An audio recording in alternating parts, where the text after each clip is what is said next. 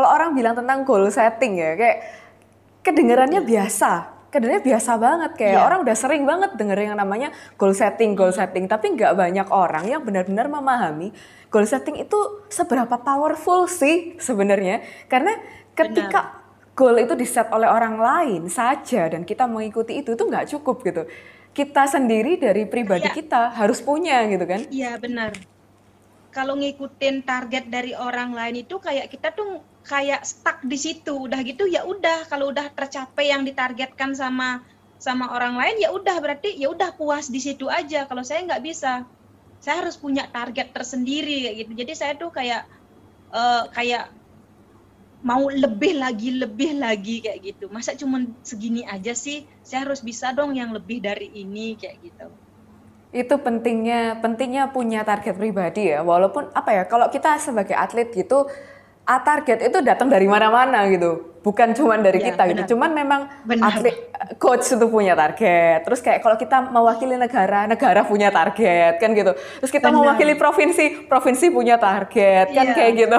Jadi semua target orang tuh punya target buat kita. Setiap orang itu menargetkan kita. Kamu harus segini, kamu harus bisa segini, saya harus bisa segini kayak gitu. Iya, tapi yang penting adalah diri sendiri, itu juga harus punya target gitu ya.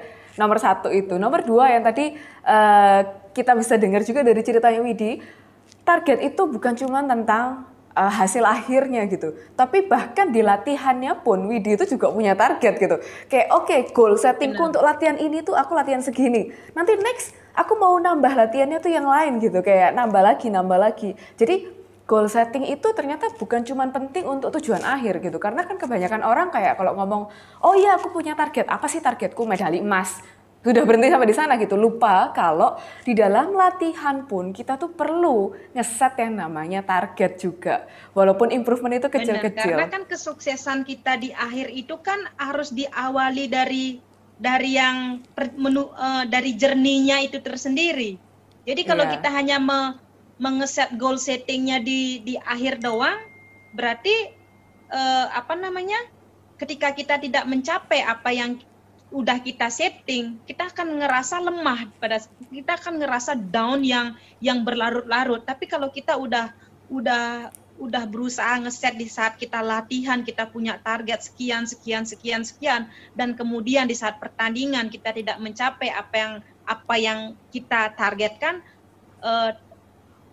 terus kita bisa gini, saya sudah berusaha kok membuat dari pertandingan, dari latihan saya sudah berusaha keras untuk latihan melebihi yang ditargetkan, melebihi program kayak gitu. Saya udah berusaha kerja keras untuk mencapai hari ini, tapi pada akhirnya kalau sekarang saya belum bisa mencapai yang ditargetkan, ya udah berarti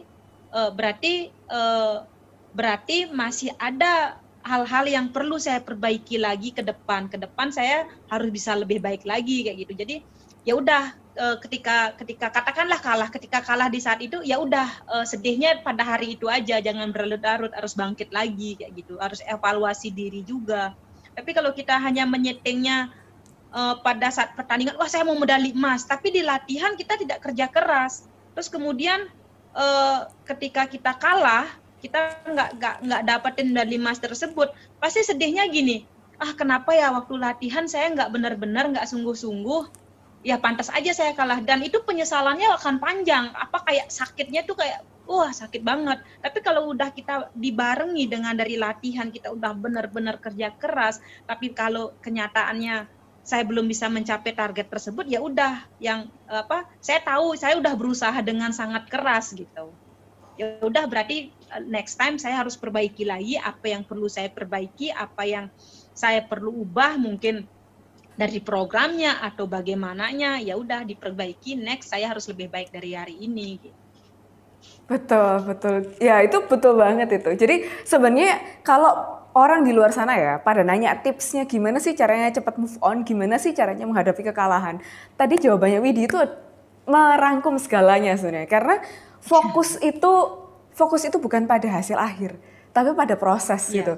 Karena yang bisa kita kontrol itu kan proses gitu kan. Dimana tadi Widi cerita, Ya kan kita tuh dalam setiap latihan kita berikan yang terbaik. Di setiap latihan itulah kita set goal itu. Sehingga ketika kita ngomong tentang result itu kan kita nggak bisa kontrol sepenuhnya. Ada juri, ada environment, keadaan latihan, alat, dan lain sebagainya. Ada banyak hal yang kita tidak bisa kontrol. Jadi kalau misalnya sampai kekalahan itu terjadi, kita itu untuk move on-nya adalah tahu, kita itu punya goal setting yang kecil-kecil tadi di dalam prosesnya dan kita sudah melakukan itu dengan sebaik-baiknya sehingga apa yang kita berikan saat itu adalah yang terbaik dan gak ada penyesalan kan gitu.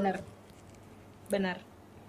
Iya, jadi buat teman-teman nih yang suka nanya gimana sih caranya move on, gimana sih caranya menghadapi kekalahan, PR-nya itu adalah memberikan yang terbaik di setiap langkah di prosesnya yang kalian lakukan.